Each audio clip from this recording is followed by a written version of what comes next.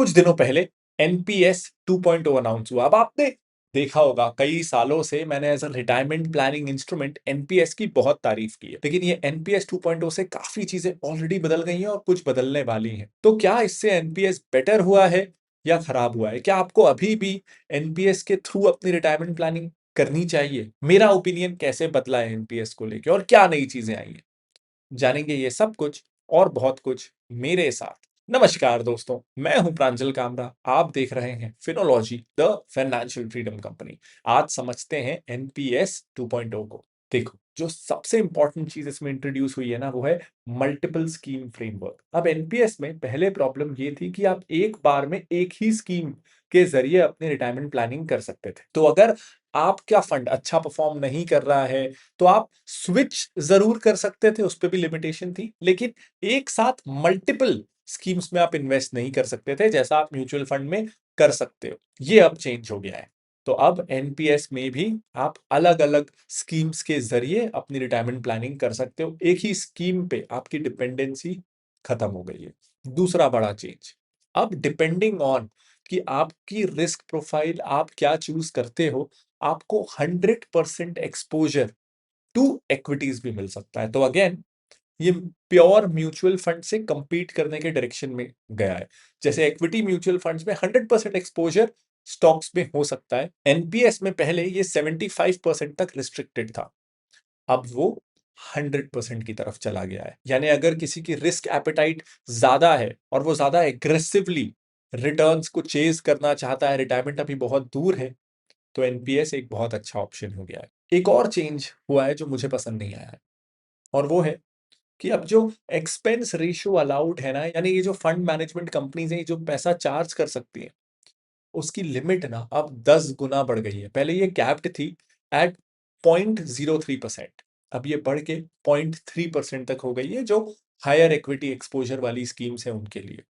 यानी खर्चा आपका बढ़ जाएगा। यानी अगेन काफी म्यूचुअल फंड जैसा होने की तरफ जा रहा है एनपीएस। अब एक बार समझ लेते हैं कि क्या बिल्कुल पहले जैसा है।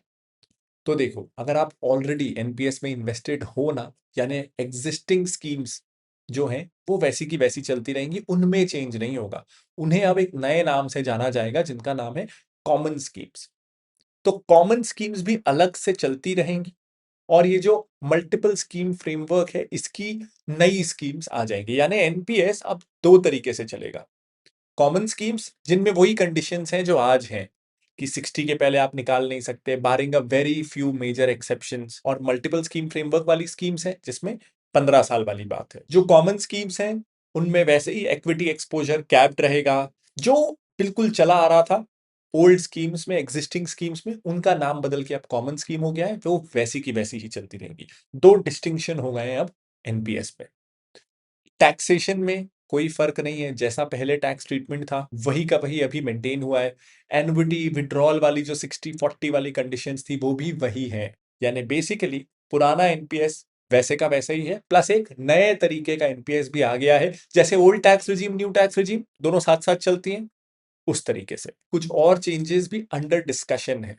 जैसे अभी क्या होता था कि जब रिटायरमेंट एज हो गई तो आप मैक्सिमम जो पैसा जमा हुआ है उसका 60% ही विड्रॉ कर सकते हो, बाकी 40% से आपको कंपलसरीली पेंशन प्लान खरीदना था, ताकि हर महीने आपको पेंशन मिलती रहे, पूरा पैसा आप एक बार में निकाल के उसे उड़ाना दो। उसकी कंडीशन हो सकता है चेंज हो जाए कि अब आप 80% तक पैसा विड्रॉ कर सको, और 20% का ही आपको एन्युटी प्लान लेना पड़े। आप चाहे तो ज्यादा का ले सकते हो, लेकिन हार्ड लिमिट अब चेंज हो रही है, 80% तक आप विड्रॉ कर पाओगे। अगर ऐसा होता है, ये भी नेगेटिव होगा, क्योंकि लोग रिटायरमेंट के समय अगर एक मुश्त पैसा निकाल लेंगे, कोई उन्हें ठग सकता है, धोखाधड़ी हो सकती है, परिवार वाले छीन सकते हैं, और बुढ़ापे में पेंशन ना के बराबर आएगी।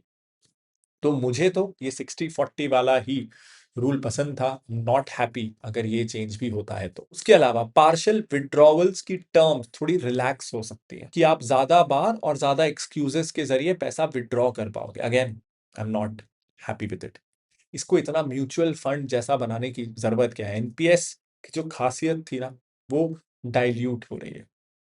तो overall, am I happy, am I sad? Mostly I am sad. ये जो हो रहा है इट्स नॉट ग्रेट। दो चीजें मुझे पसंद है कि चलो हायर इक्विटी एलोकेशन, अगर कोई बहुत यंग है 25 की उम्र से वो 65 में का रिटायरमेंट प्लान कर रहा है तो ठीक है, आप उसको ज्यादा फ्लेक्सिबिलिटी देना चाहते हो, नथिंग बैड। दूसरा, मल्टीपल स्कीम्स में आप अलाउ करना चाहते हो कि एक ही इन्वेस्टर दो स्कीम्स ले ले, नथिंग बैड, कंपटीशन रहे तो सब अच्छा होता है। लेकिन बाकी चीजें, एक्सपेंस रेशियो को बढ़ा देना, ये एनपीएस को म्यूचुअल फंड का एक तरीके से इंफीरियर क्लोन बनाने की कोशिश है। I am not happy with it. कुछ अच्छी चीजें, लेकिन उससे ज्यादा बुरी चीजें, इज माय ओपिनियन।